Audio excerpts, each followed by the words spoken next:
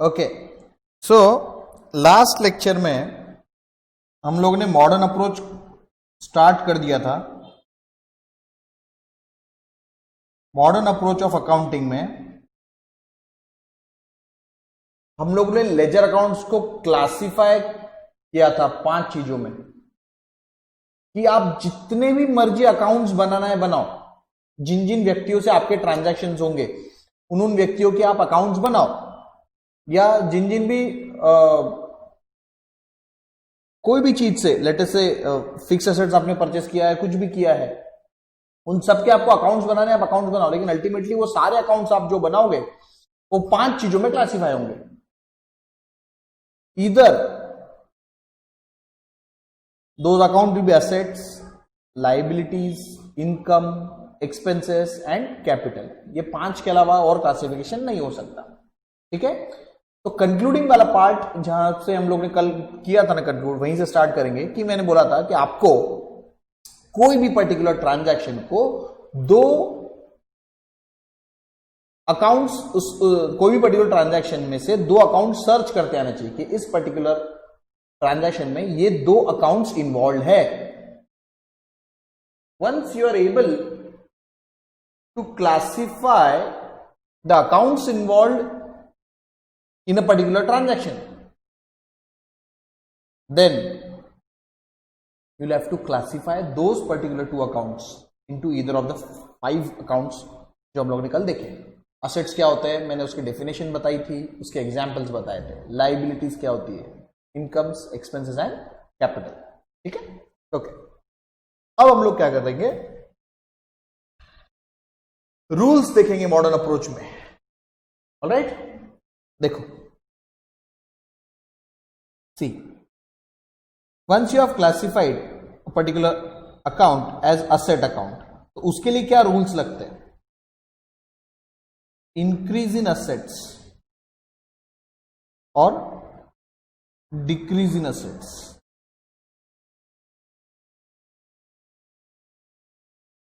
Increase in asset debit और decrease in asset credit.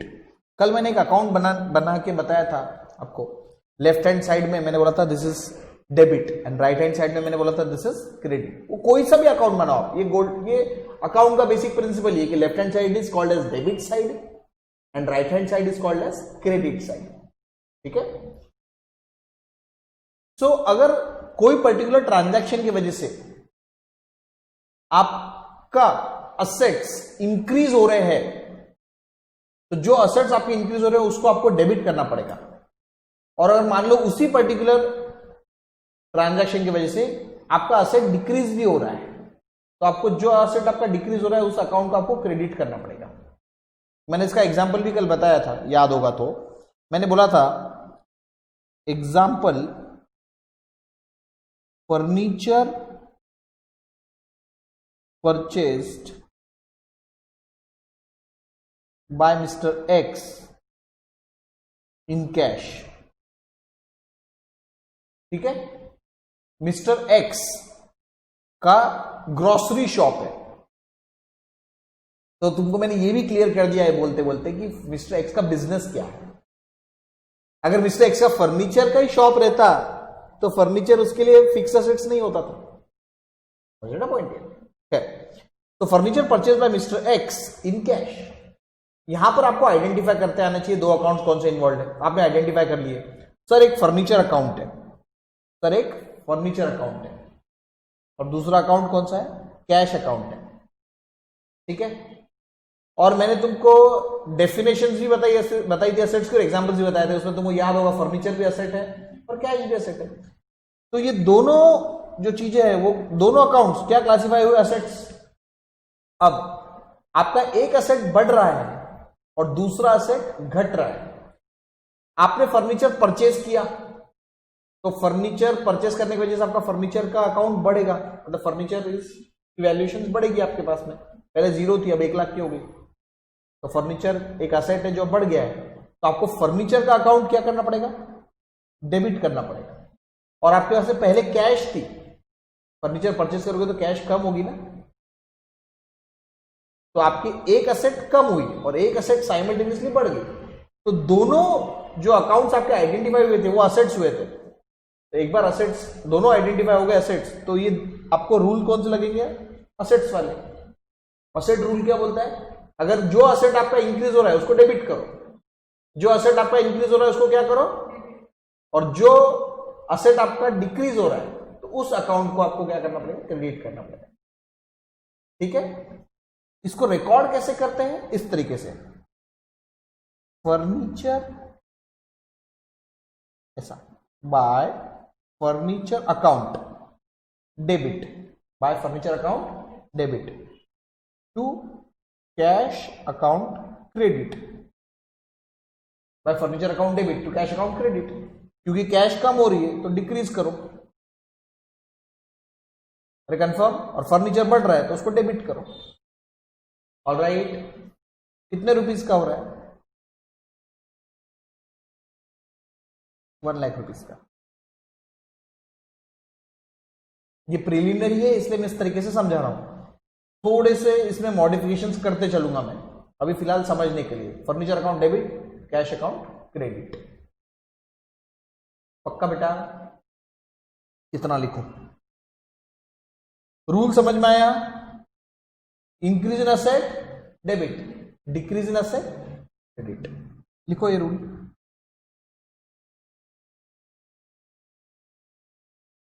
Rule number 1, increase in asset debit and decrease in asset credit.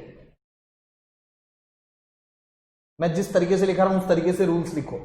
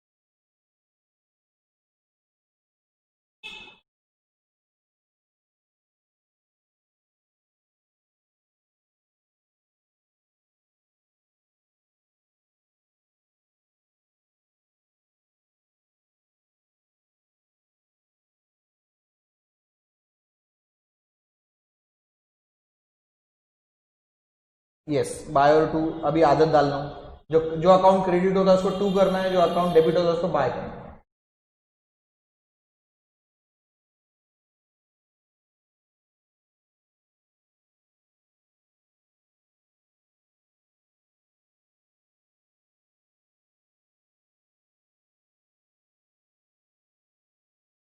All right, तो rule number 2 देखो बेटा, increase in liabilities is credit and decrease in liabilities is debit. देखो, assets का opposite क्या समझाया था मैंने? Assets का ऑपोजिट लाइबिलिटीज। ठीक है, तो अगर आपके असेट्स इंक्रीज हो रहे हैं तो डेबिट, और अगर आपकी लाइबिलिटीज इंक्रीज हो रही है तो क्रेडिट। अगर आपके असेट्स डिक्रीज हो रहे हैं तो क्रेडिट, और आपकी लाइबिलिटीज डिक्रीज हो रही है तो डेबिट। ठीक है, अब इसका एग्जांपल, लाइबिलिटीज मैंने कल समझाया था कि लाइबिलिटीज हर वो चीज है जो आपको पे करनी होती है। जैसे मैंने डेटर्स के लिए आपको एग्जांपल बताया था कि डेटर्स आपके असेट है, मतलब जिनसे आपको पैसे लेने होते हैं। तो वैसे लाइबिलिटीज का एग्जांपल बताया था क्रेडिटर्स, मतलब वो जिनको आपको पैसे देने होते हैं, यू आर लायबल टू पे। तो अगर आपकी लाइबिलिटी इंक्रीज होती है तो जिस भी पर्टिकुलर पर्सन की वजह से आपकी लाइबिलिटी इंक्रीज हो रही है उसको आपको क्रेडिट करना पड़ेगा। ठीक है, सो इसका एग्जाम्पल देखो, ऐसा लिखता हूं, furniture purchased by Mr. X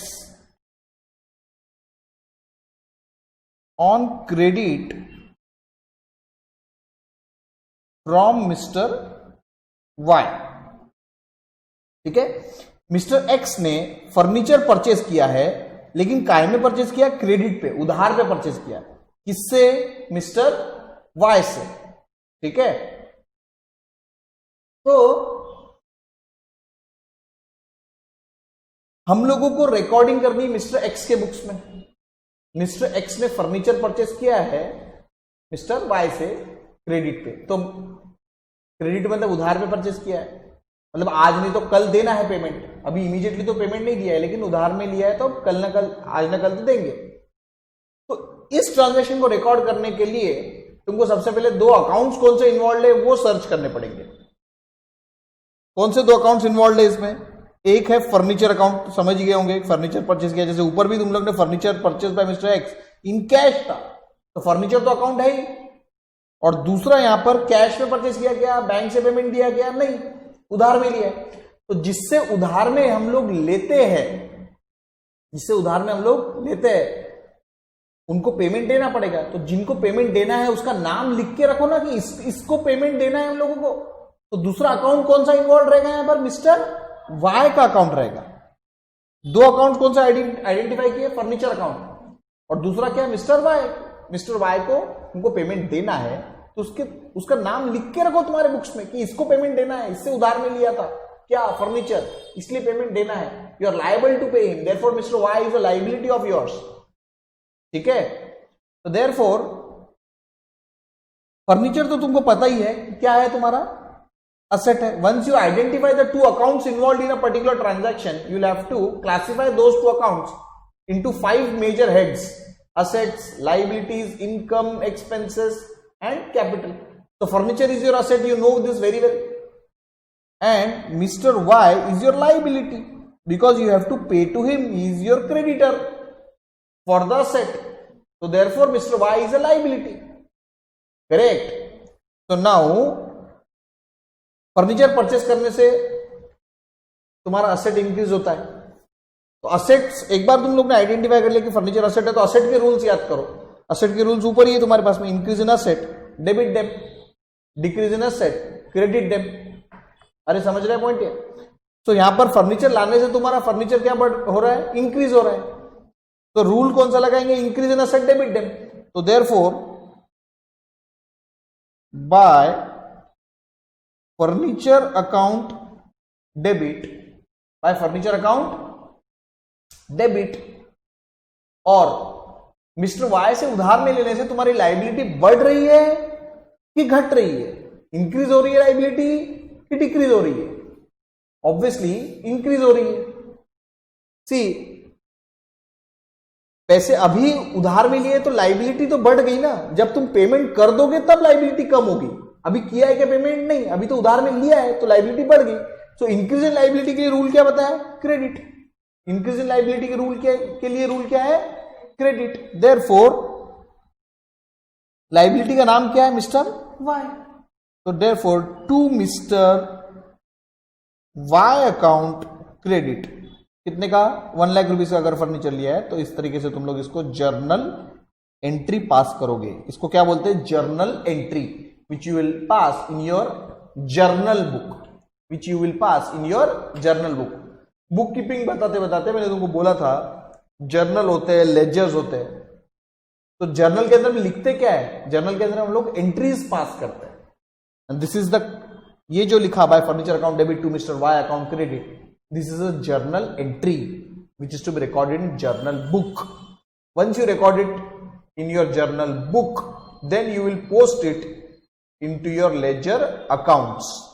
तो जर्नल के बाद में आते हैं लेजर्स। ठीक है, ओके। तो रूल नंबर 2 हो गया अपना, इंक्रीज इन लायबिलिटी क्रेडिट और डिक्रीज इन liability debit. Alright, okay. Now अब हम लोग देखेंगे रूल नंबर 3, असेट्स लायबिलिटीज हो गए। अब हम लोग देखेंगे एक्सपेंस के बारे में। सो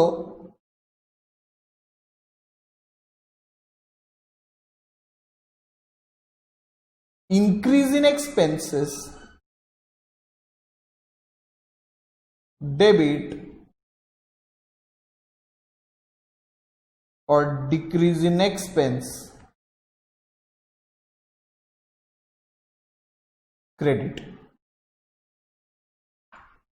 सी एक्सपेंसेस को कल हम लोग ने अच्छे से देखा था कि एक्सपेंसेस को मैंने दो पार्ट्स में डिवाइड किया था, एक रेवेन्यू एक्सपेंस, दूसरा कैपिटल एक्सपेंस। कैपिटल एक्सपेंसेस हर वो एक्सपेंसेस है जो कि आपके पास में वो लॉन्ग टर्म के लिए रहते हैं, मतलब लॉन्ग टर्म का मीनिंग हुआ 1 साल से ऊपर, ठीक है।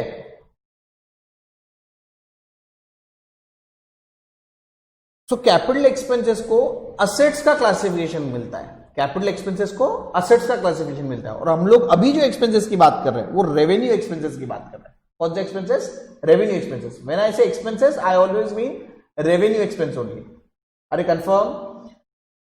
So when there is an increase in expense, I mean to say revenue expense only. Are you confirm? Okay. Now, increase in revenue expenses debit और increase in assets भी debit है। देखो यहां पर, so there is a similarity between assets and expenses. देखो assets मतलब assets are nothing but capital expenses. Assets and expenses. Assets मतलब capital expenditure and expenses means only revenue expenses. Both involves outflow of money. Both involves outflow of money. देखो तुम लोगों ने अगर electricity bill भरा है, telephone bill भरा है तुम्हारे बिजनेस के रिगार्डिंग, तो तुम्हारे जेब से पैसे जा रहे हैं, it is outflow of money. तुमने कंप्यूटर खरीदा है, एसी खरीदा है, फर्नीचर खरीदा है, लैंड एंड बिल्डिंग खरीदी है, प्लांट एंड मशीनरी खरीदी है, सब में आउटफ्लो ऑफ मनी है। तो there is a similarity between expenses and assets, ठीक है। एक्सपेंसेस मतलब रेवेन्यू एक्सपेंसेस एंड असेट्स मतलब कैपिटल एक्सपेंसेस। तो देयरफॉर इन दोनों रूल्स में सिमिलैरिटी है, रूल नंबर 1 में और रूल नंबर 3 में, कि अगर आपके कैपिटल एक्सपेंसेस बढ़ते हैं तो भी आपको डेबिट करना है। कैपिटल एक्सपेंसेस का मीनिंग समझा दिया था, असेट। और अगर आपके रेवेन्यू एक्सपेंस बढ़ते हैं तो भी आपको डेबिट करना है। तो increase in expenses I always mean is revenue expense. Revenue expenses के कल एग्जांपल बहुत सारे बताए थे, telephone expense, electricity, wages, salary, purchase of goods, interest expense paid, rent expense paid, ये सब साल भर के अंदर के एक्सपेंसेस है, महीने के महीने बढ़ते रहते हैं हम लोग, तो वो सारे रेवेन्यू एक्सपेंसेस है। तो खर्चे जब बढ़ते हैं तो आपको जो भी खर्चा आपका बढ़ रहा है तो रिस्पेक्टिव अकाउंट को आपको क्या करना पड़ेगा? डेबिट करना पड़ेगा। और अगर आपके खर्चे कम होते हैं तो क्रेडिट करना पड़ेगा। डिक्रीज इन एक्सपेंस के एग्जांपल अभी नहीं समझेंगे, तुमको थोड़े से और जर्नल एंट्रीज वगैरह पास करना सीखेंगे तो अपने आप समझ में आ जाएगा डिक्रीज इन एक्सपेंस क्या होता है। करेक्ट? अभी खाली इंक्रीज इन एक्सपेंस पे ध्यान करेंगे। तो इसका एग्जांपल मैं तुमको बताता हूं।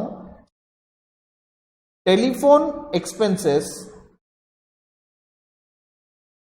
पेड इन कैश या पेड, एक काम करते हैं, by cheque. Telephone expenses paid by cheque. यहां पर तुमको आइडेंटिफाई करते आने चाहिए दो अकाउंट कौन सा इन्वॉल्व है। टेलीफोन एक्सपेंस ये तुम्हारा एक अकाउंट है, telephone expense is your revenue expense. और चेक मतलब चेक अकाउंट नहीं रहेगा, कौन सा अकाउंट रहेगा यहां पर? बैंक अकाउंट, क्योंकि चेक जो है वो बैंक के थ्रू होता है ना। ओके, तो दो अकाउंट्स हम लोग ने कौन से आइडेंटिफाई किए? टेलीफोन एक्सपेंस और बैंक अकाउंट। करेक्ट?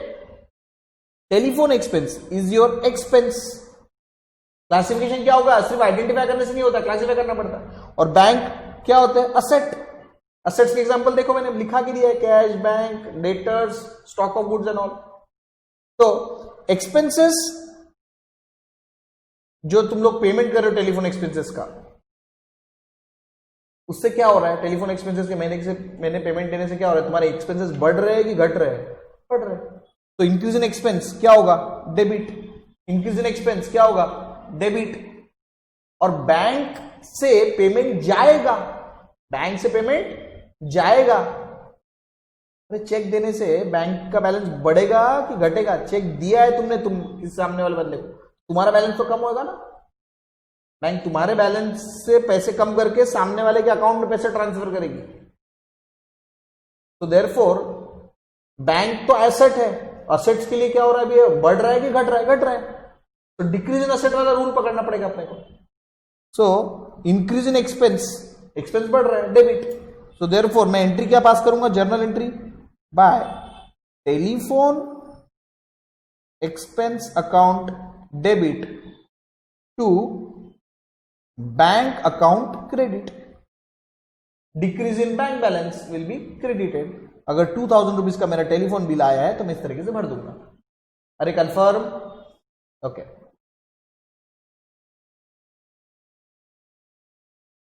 ये 3 रूल्स हो गए अपने, ऑलराइट। एक बार वापिस रिवाइज करेंगे फटाफट। Rule number 1, assets, increase in asset debit them, decrease in asset credit them, increase in liability credit them, decrease in liability debit. उसका बाद में एक्सपेंस, इंक्रीज इन एक्सपेंस, ठीक है, increase in expense debit and decrease in expenses credit. Now rule number 4, देखो assets का उल्टा मैंने liability बताई थी, एक्सपेंस का उल्टा क्या होगा, इनकम। इनकम के कल बहुत सारे एग्जांपल्स दिए थे, ठीक है ना। Therefore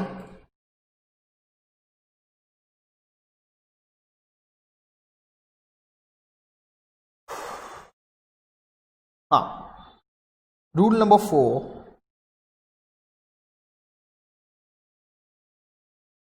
increase in income, expense का उल्टा इनकम। तो इंक्रीज इन एक्सपेंस तुमने क्या रूल बताया था, बताओ मेरे को, डेबिट। तो इंक्रीज इन इनकम क्या होगा, credit. Increase in income credit, decrease in income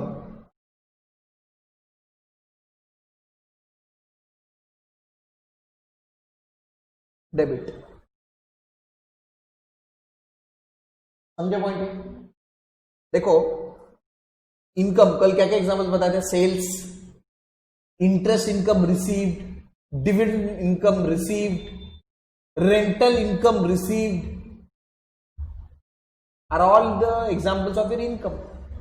तो अगर आपकी इनकम में बढ़ोतरी होती है तो आपको उस अकाउंट को, जिस अकाउंट की वजह से आपकी इनकम में बढ़ोतरी हो रही है, जिस अकाउंट की वजह से आपकी इनकम में बढ़ोतरी हो रही है, उस अकाउंट को आपको क्या करना पड़ेगा, क्रेडिट करना पड़ेगा। और जिस अकाउंट की वजह से आपकी इनकम में डिक्रीज हो रहा है तो उसको डेबिट करना पड़ेगा। Again debit in decrease in income आपको बाद में समझ में आएगा, पहले इंक्रीज इन इनकम जल्दी समझ में आ जाएगा। उसका एग्जांपल देता हूं, सुनो। Sales made to mister Y in cash of ₹50,000. Sales made to Mr. Y in cash of ₹50,000. All right. Okay.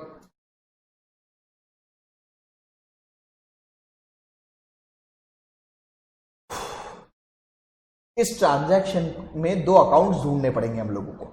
कल मैंने इसके बताना कौन से अकाउंट्स हो सकते हैं इसमें। सेल्स हुआ है मिस्टर वाई को कैश में, कौन से 2 अकाउंट्स आपको दिखते हैं, मिस्टर वाई और कैश। गलत अकाउंट्स आइडेंटिफाई किए बेटा। आपने जब कैश में सेल्स कर दिया तो आपको सामने वाले बंदे के नाम में इंटरेस्ट नहीं रहना चाहिए। तो इमेजिन करो, एकदम देखो रूटीन बिजनेस प्रैक्टिस है, ठीक है। अगर आपका शॉप है और आपके दुकान पे कोई माल खरीदने आया है, आपका शॉप है, आपके दुकान पे कोई माल खरीदने आया, तो ऑब्वियसली आप तो दुकान खोली इसलिए वो माल बेचने के लिए। उसने माल खरीदा और पेमेंट दे दिया। तो जब वो माल खरीद के पेमेंट दे देता है तो क्या आप इंटरेस्टेड होके उसका नाम जानने में? नहीं, क्योंकि एक ट्रांजैक्शन हो गया है। देखो उसने माल खरीदा, उसके बदले में उसने आप लोगों को पेमेंट दे दिया, तो आप क्यों इंटरेस्टेड रहोगे उसका नाम जानने में? अरे भाई तेरा नाम क्या है, क्यों, क्या करना है तेरे को? कॉमन सेंस, ठीक है। अब इसी को मैं थोड़ा और इलैबोरेट करके बोलता हूं, प्लीज ध्यान दो, बिकॉज मैं सेल्स को 2 तरीके से बताना चाहता हूं तुमको, कैश सेल्स और क्रेडिट सेल्स, ठीक है। कोई बंदा आया आपके दुकान में, उसने बोला ये माल मैंने खरीदा है, यानी ये माल मैं खरीदने में इंटरेस्टेड हूं, आपकी और मेरे 15 साल के व्यवहार है, लेकिन मेरे को एक 15 दिन का क्रेडिट पीरियड चाहिए, मेरे को एक 15 दिन का क्रेडिट पीरियड चाहिए। तो तुमको मालूम रहेगा अच्छा इसका नाम तो ये है। या कोई बंदा आता है डायरेक्टली और बोलता है मेरे को ये माल उधार में चाहिए, तो सबसे पहला तुम उससे क्या पूछोगे, तेरा नाम क्या है।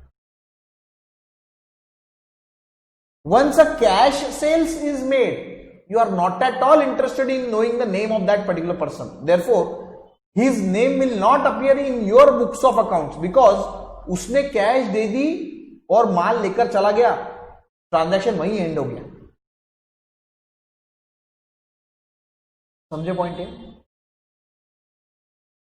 लेकिन अगर वो तुमसे उधार मांग रहा है और तुम देने के लिए रेडी हो, तो सबसे पहली चीज उस जिससे पैसे लेने होते उसका नाम भी तो लिख के रखना पड़ेगा ना तुमको। जैसे जिसको पैसे देने होते उसका नाम भी तुम लिख के रखते हो कि किसको पैसे देने हैं, हमने उधार में लिया है, उसका नाम लिख के रखते कि नहीं रखते, कि हमको एक महीने बाद में इस बंदे को पैसे देने हैं, तो जिससे पैसे लेने होते उसका भी तो नाम लिख के रखोगे कि नहीं रखोगे। तो नाम कब इंपॉर्टेंट रहता है, जब ट्रांजैक्शंस क्रेडिट में हुआ होता है, दैट इज उधार में हुआ होता है। यहां पर जो ट्रांजैक्शन है वो कैश में हुआ है, cash meaning bank and all, Paytm सब कुछ आ जाता है इसके अंदर। तो जब कैश पे ट्रांजैक्शन होता है तो सामने वाले व्यक्ति के नाम का कोई मीनिंग ही नहीं रहता। तो एक अकाउंट आपने बोला कि कैश अकाउंट बनेगा, दैट इज करेक्ट, क्योंकि कैश अंदर आई है, कैश अकाउंट तो बनेगा। एक अकाउंट तो सही आइडेंटिफाई किया। दूसरा अकाउंट बोलो कौन सा अकाउंट रहेगा, सेल्स अकाउंट रहेगा। कौन सा अकाउंट रहेगा, सेल्स अकाउंट रहेगा। समझ में आया बेटा? तो अगर तुमको किसी ने बोला रिकॉर्ड कैश सेल्स ऑफ ₹50,000, इतना सा बोला, देखो क्या बोला, record cash sales of ₹50,000, full stop. तो तुमको क्या करना है, किसको सेल्स किया करके, सेल्स हो गया, कैश में हुआ। दो अकाउंट कौन से रहेंगे, cash account, sales account. So you have identified two accounts involved in this particular transaction? Yes? Okay. Now just identification doesn't work. You will have to classify them. Cash is your, tell me, asset है कि liability की, income है कि expense है कि क्या है, asset है, cash asset है, ठीक है, fine. Sales is your, yes, sales is your income. कल इतने सारे examples दिए थे। हाँ बेटा, असेट्स के लिए रूल्स बताओ। असेट्स के increase in asset debit debit, decrease in asset credit debit. Cash sales करने से कैश अंदर आएगी, तो तुम्हारी कैश बढ़ेगी कि कम होगी, बढ़ेगी कि कम होगी, बढ़ेगी। तो increase in asset, increase in asset debit debit, ठीक है। तो कैश अकाउंट डेबिट होगा, तो मैं ये कर देता हूं, बाय कैश अकाउंट डेबिट। अच्छा, सेल्स करने से तुम्हारी इनकम बढ़ती है कि घटती है? ऑब्वियसली बढ़ती है। तो rule number 4, increase in income, बोलो क्या करेंगे, क्रेडिट। ऐसा हम तो पहले समझ गए थे, कैश डेबिट हो गया ना तो सेल्स तो क्रेडिट ही होने वाला था, रूल्स, ठीक है। Bye cash account debit, 50,000 rupees से कैश अकाउंट डेबिट होगा तो सेल्स अकाउंट क्रेडिट होगा। This is the journal entry which you will be passed, which you will be passing in your journal book.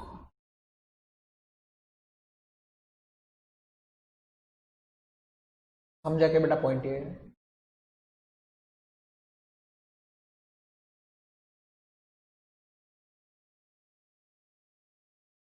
Sir अब एक और example बताओ इसी में, अगर ये सेल्स क्रेडिट में हुआ होता था तो नाम बहुत इंपॉर्टेंट हो जाता था।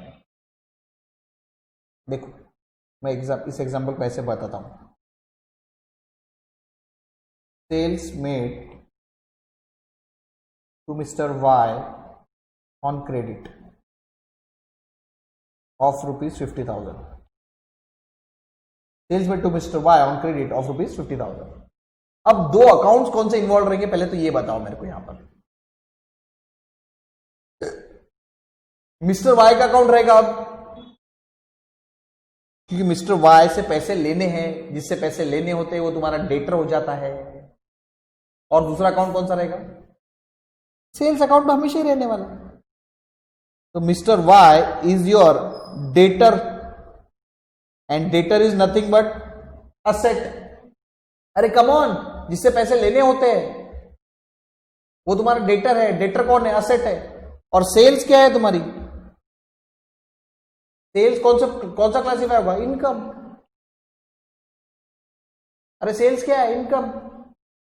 तो असेट्स और इनकम इस तरीके से क्लासीफाई होगा। अरे confirm? So again debtor asset है। उधार में लेने से तुम्हारा असेट्स बढ़ रहा है ना, उधार में देने से तुम्हारा असेट तो बढ़ रहा है। अरे कन्फर्म, असेट बढ़ रहा है कि नहीं बढ़ रहा है? डेटर्स बढ़ रहे हैं ना तुम्हारे। पहले कुछ डेटर नहीं थे, लेकिन अब 50,000 से डेटर बढ़ गए, तो increase in asset, debit debit. तो किसका अकाउंट डेबिट होगा यहां पर? By mister Y account debit 50,000। और सेल्स तुम्हारी इनकम है, increase in income, credit debit. तो to sales account credit 50,000।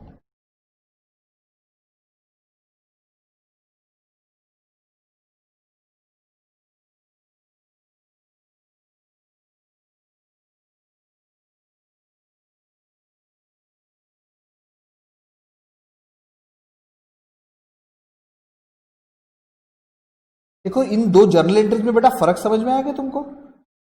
Cash भी तुम्हारा असेट था, मिस्टर वाई भी तुम्हारा असेट है।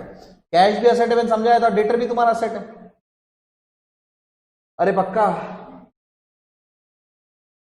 तो देखो सेल्स अकाउंट जो है वो इनकम अकाउंट वो हमेशा क्रेडिट ही हुआ है, लेकिन जब कैश आ गई थी तो कैश को डेबिट किया था। जब उधार में दिया तो जिसको उधार में दिया था उसका अकाउंट डेबिट किया। अरे क्लियर हुआ क्या पॉइंट है?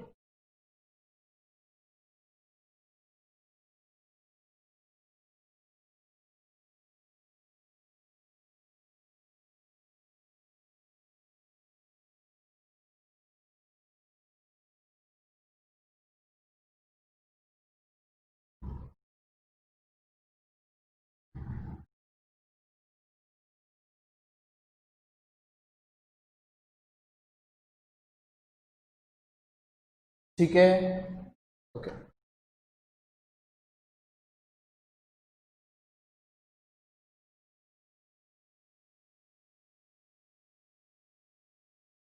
चार रूल्स हो गए अपने, असेट्स, लाइबिलिटीज, एक्सपेंसेस और इनकम। लास्ट बहुत सिंपल है, rule number 5,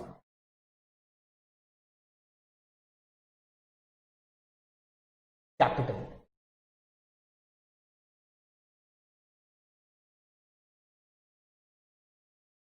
increase in capital, increase in capital credit, increase in capital credit and decrease in capital. कल समझाया था डिक्रीज इन कैपिटल मतलब ड्राइंग्स वर्ड यूज किया था मैंने, याद होगा तो, डेबिट।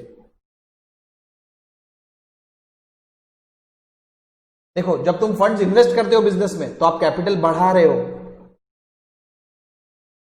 तो कैपिटल बढ़ा रहे हो मतलब increase in capital, capital account ही रहता है, कैपिटल में कैपिटल अकाउंट, इसके अलावा और कोई नहीं रहता। और जब तुम विड्रॉल करते हो कैपिटल का तो that is decrease in capital. In that case capital account should be debited, in that case capital account should be debited. समझा पॉइंट ये?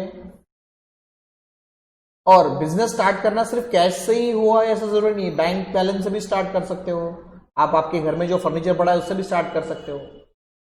आपके घर में एयर कंडीशन पड़ा है उससे भी आपके बिजनेस में ट्रांसफर कर दिया। घर का एसी निकाला, बिजनेस की जगह पे जाके शिफ्ट कर दिया, तो आपने बिजनेस स्टार्ट किया है with an AC, with an land and building. आपके पर्सनल असेट्स थे वो आपके बिजनेस असेट्स में ट्रांसफर कर दिए।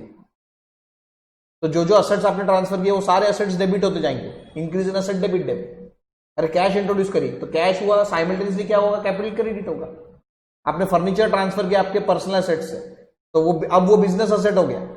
तो बिजनेस असेट हो गया तो increase in asset debit debit. फिर साइमल्टेनियसली आपने अपने कैपिटल के अगेंस्ट में दिया, अपने खुद के, तो कैपिटल भी बढ़ेगी, तो increase in capital credit debit. अरे क्लियर हो पॉइंट है? इसका एग्जांपल है, example, mister x started business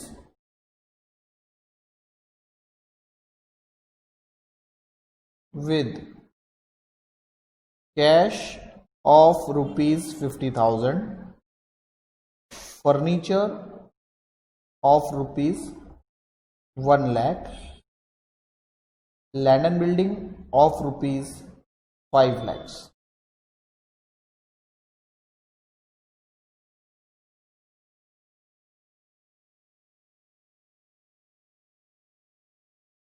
तो यहां पर है ना एक से ज्यादा अकाउंट्स है। यहां पर कौन से अकाउंट्स है जरा बताना वाला बेटा।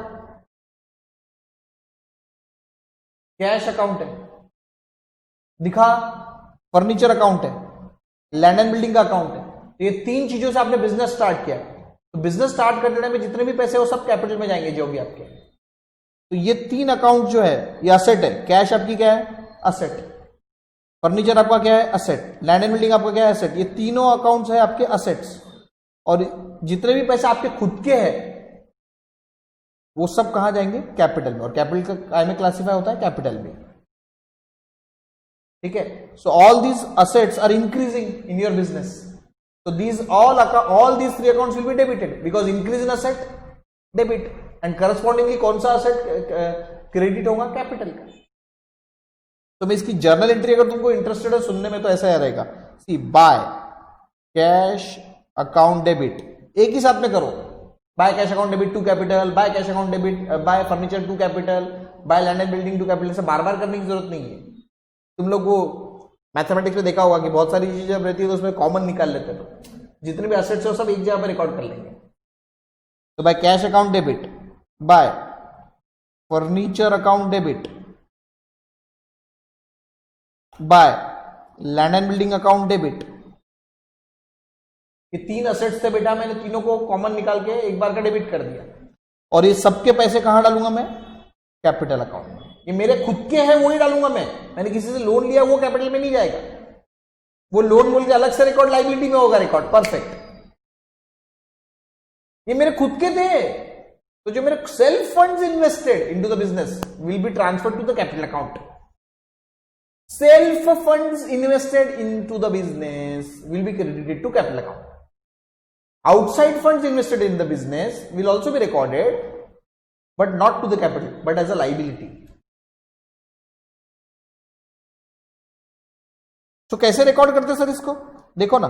बाय कैश अकाउंट कितने से डेबिट करूंगा बेटा, 50,000 से। आपने फर्नीचर कितने का आपके खुद का इंट्रोड्यूस किया, 1 लाख रुपए का। आपने लैंड एंड बिल्डिंग कितने की इन्वेस्ट, 5 लाख की। तो टोटल कितने पैसे आपने कर दी, 5 और 1 6 और 6.5 लाख रुपए। तो टू कैपिटल अकाउंट कितने से क्रेडिट होगा, 6,50,000 से। कैपिटल अकाउंट कितने से क्रेडिट होगा, 6,50,000 से।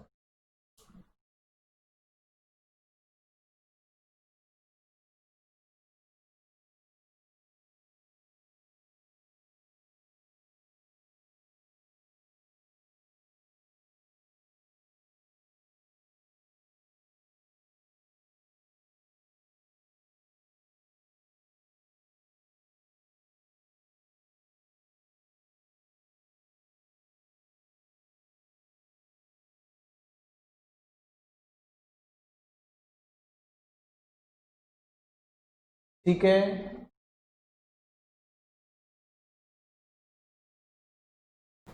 और सर हमारे को है ना बिजनेस स्टार्ट करने के लिए हमने लोन भी लिया था किसी और से। तो लोन अगर आपने लिया है तो देखो, लोन अगर लेते हो तो आपका कैश अकाउंट भी बढ़ जाता है।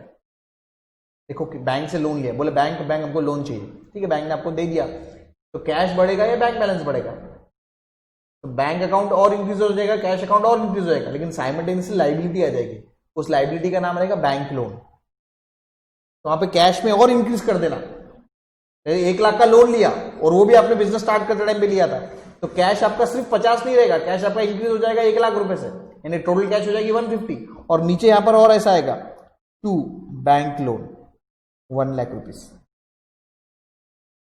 और यहां पर कितना हो जाएगा 1,50,000।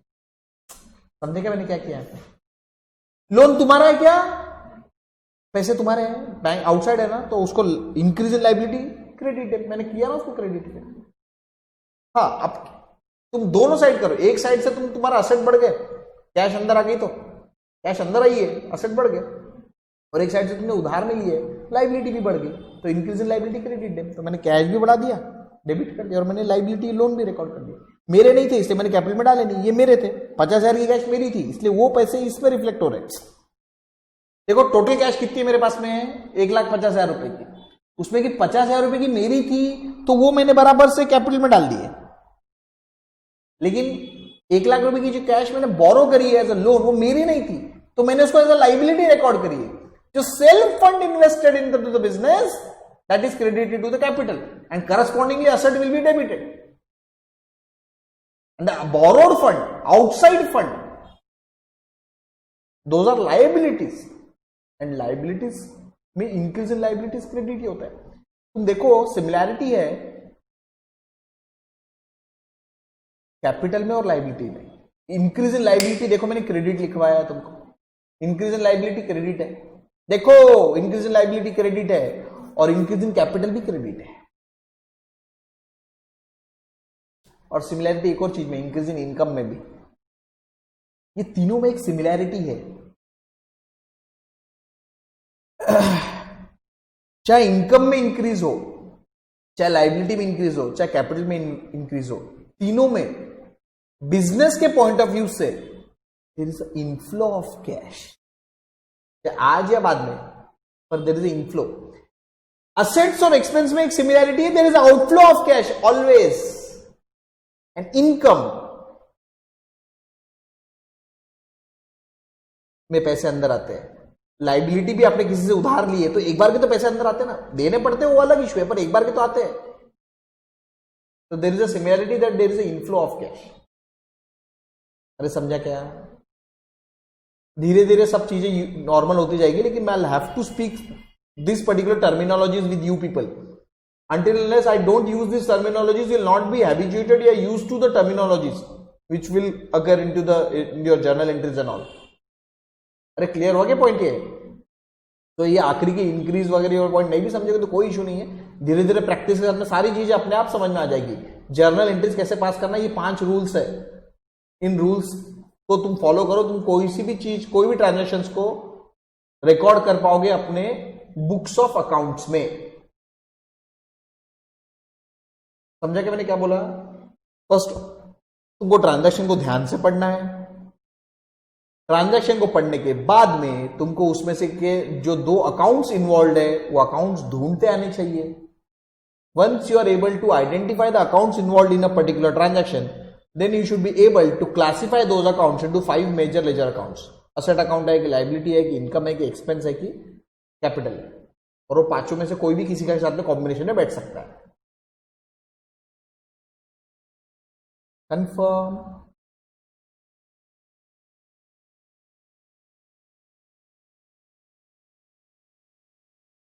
ठीक है, ओके। तो कल हम लोग जर्नल बनाना सीखेंगे। क्या सीखेंगे हम लोग? जर्नल बनाना। ठीक है, okay, stop for the day.